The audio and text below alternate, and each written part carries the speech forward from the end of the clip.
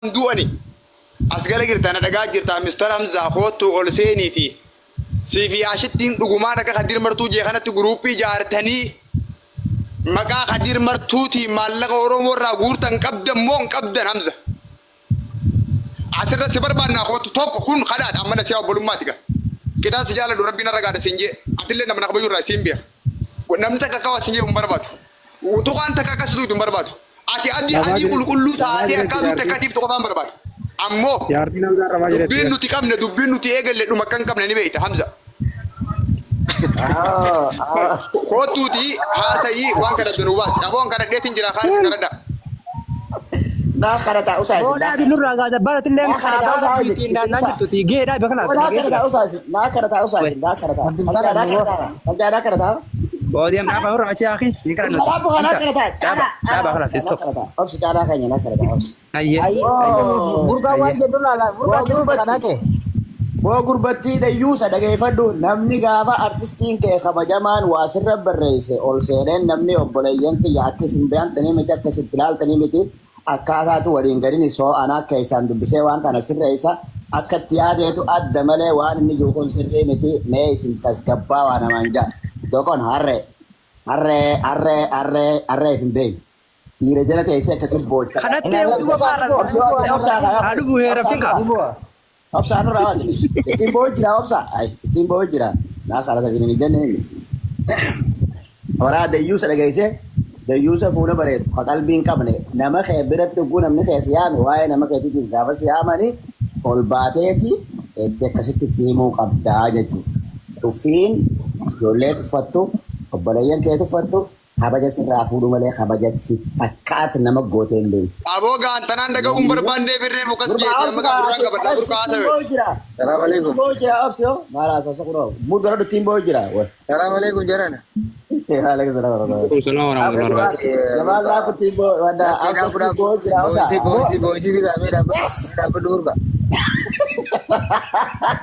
Lala ni. Namu kagurba. Koi ammu manul sene.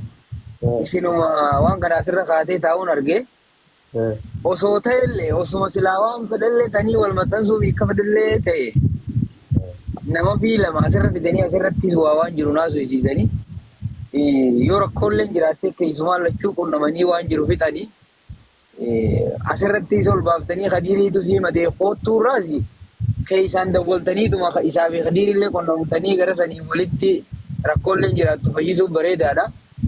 Yok kasih di sana tolan. Kadir mo publicly wang gode. Kanaji inille numa Jamal yero takka Jamal yero takka. Kadir martu keessa nu bilbile akan ante jenim ne Kadir martu nu dura Facebook warra baase public ara tikka samtu galla kese Jamal ke ya dubin ke sa yan jiru ya nagar kira tiro wali kesa wal muda jirani beeka wanni tiga tu suru galti ko Jamal yero takka sikka baja Kadir martu guddichatu Kadir martu ayichatu Kadir martu akan dubatan akan tini sarakat tinga akan isa nu barsiise tu Surah namota kana fuudhee online gubbaase barreeffama gubbarreesse Jamal Yusuf. Kadir matan se juni Kadirin do gongore Kadirin silma nama dhaggeeffadhu. Yoo Kadiri do gongore samo Kadir do gongorus Kadir yeroo hunda sirriidha wajjin waan Kadir godhe goonaa miti. Matan sun sirna obboleessa isaati waan fedhalle. Kadir malee kana singachaan jiru Jamal gurubbii tana keessa yoo harka qabaatte ana faadha jee. No, ani grupi yang sebenarnya anak kurung kabuang grupi terkait jirenya ke yang grupi. Saja mana kira kayaknya di sekabanya di wai publik kata na berarti dulu amma. Ya ada dulu timah grup kan anu be na bar notis bilang la fawjir tamale. Me dubbitani ay Kadir kan awal dubbitani kamatti waso. Kadir marif dubbina. Kadir mabal wal dubbina bo bibi Kadir ni kabda Kadir kabar sa timatan kira kali bata. Asiya Kadir sa dubbina. Hai. Nama radu ya Kadir kan dubbina.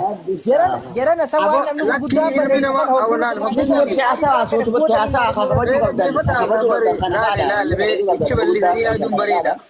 Ega jarana wani ichi bageessanii yaaduun gaarii Kadiris tarii namni itti himuu mala waan tokkos dhaga'uu mala Kadir obboleessi kee maal si godhe barreeffamni isaa akka jiru Kadir barreeffamni isaa akka jiru laala dhaggeeffadhoo Jamaal keenya Kadir barreeffamni isaa akka jiru fuutanii messenjera namaa fuutanii guruupii keessa nama naytanii maqaa namaatiin daldaluun maqaa namaatiin Oromoorraa waa guuruun ani waa hundaa'uun hin beeka ani bakka akkasiitiin hin malu ani ilma nama guddaatii Bara ammoo wanni kun jeneraaliitiin dubbatame malee ilaal Abdulaziz wanni. Suuraatti maxxansee bira ijoollee suuraa wajji maxxansee meeqatti suuraa lamatti godhe.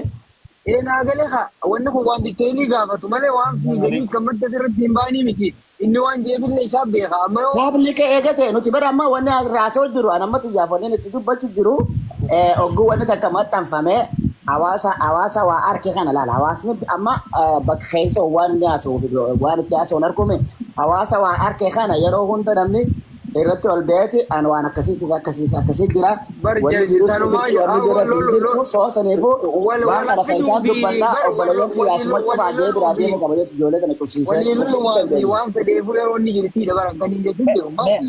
Mee burqaa keenya adeerri keenya Jamal kun kabajee nu bira qaba suutuma hojii haasofna isatti illee waan fedhe nuun jechuullee mirga qaba barcuma isaatirra taa'uu hin dandeenyu yeroo hunda hangafa keenya waan taateef barcumni kanuma isaati nu bira dhufuus wooma fedhee ta'u adeera kiyyamee addimma fakkeenyaaf wanni siin jennu baga nagaan dhufte yaadni kee gaariidha garuu jarri kun paablika irratti madanse waan keessaan dadhabame paablika irratti dhufe amma barreeffamni kun nama 500 ammaas jiru kanarra caalaa nama Facebook irratti view isaatiin 708 ilaalamee jetu jira si galtee barreeffama kadir kana kadir jechuun anaafisii miti haalama guutuuf beeka ammoo eesuma ta'uu amma waan kana eega paablika irra maxxane Hamzaan as ol seenee jara keenya wanni kun ni jirti hin jirtu akkana goona lafa gabbuufanna asuma dhaabaa yoo jee nuti Hamzaa bira ni kunna si galtee Hamzaa bira ni kudda dhugaadha ammoo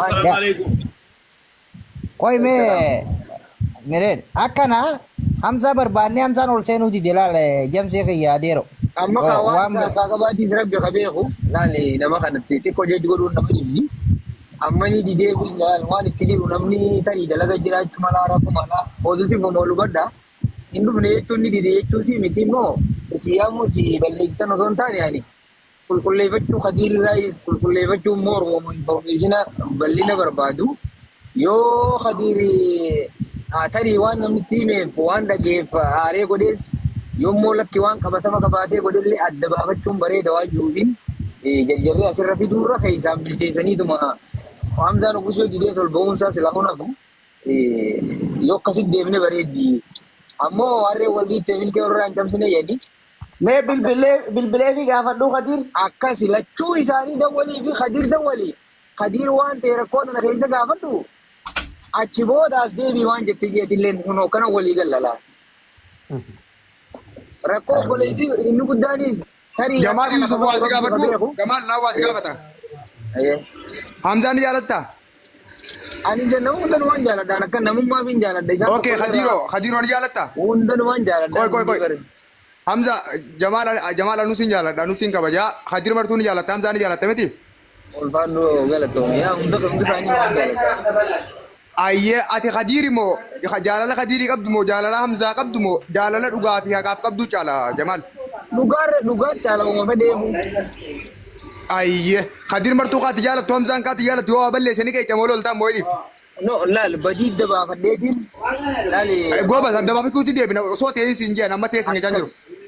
Yootti balleesse Hamzaan obboleessa kee guddaatti balleessitee dhiifama gaafadhu jeetiin nama inni itti balleesse sanii wajjin itti duula. Ittis qabee dura. Ayyee baabaa kiyya galatoome laal amma tolchite dubbii ayyee amma ka goonu. Warri ka keetii kan nuti qabanyu ka khutbaa nu godhu kuni hogguma nuti agendaa tokko gabbaafne waan takka dubbachuu eegalee gastii irratti nu bira dhaabbattaniituma khutbaadhaan mudhi nu kuttan malee hoggaa biraatu waa isin agarru taakka ji ammoo isuma kana nuti isin qabanyaa isintu laal yeroo takka isin qabanyaa isintu nu dura lafa bubbule isintu nu dura asirra jira rakkoo nuti kara kootti agarree kaafnee gadi hin baanu kana nu dura agartanii gadi hin baaftan gaafa nuti fuunee gabbaafne immoo khutbaan dhaabdan mee akkam taana re. Wallahi nagarra dabbal dhugaa dubbachuu ati nagarra kaanu situ argame. Riba ammaan irraa lafaa ka'e.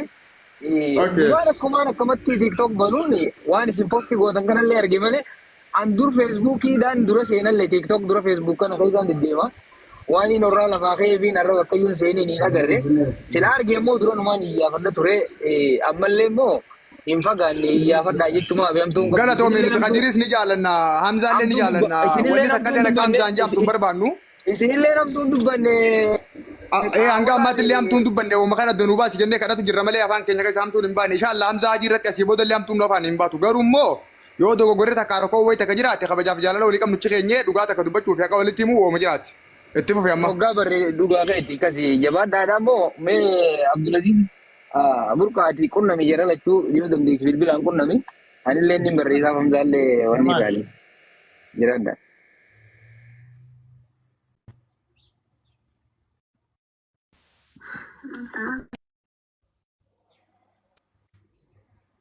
Burkaan kadiri dawalu jira ka? Itti dawale meetu burkaan? Ati dawalu. Burkaan jara keenya akkam jirtan? Mootii. Hamzaan isinii dhagahee jira. Yuutuubiidhaan deebii isiniif deebisa. Homaa rakkoon qabu obsa. Yuutuubii inni duuba yuutuubii achitti fidhagee. Ibsa. Ala obboleessa boonii abbaa booniyyee jaasa booniyyee tisa.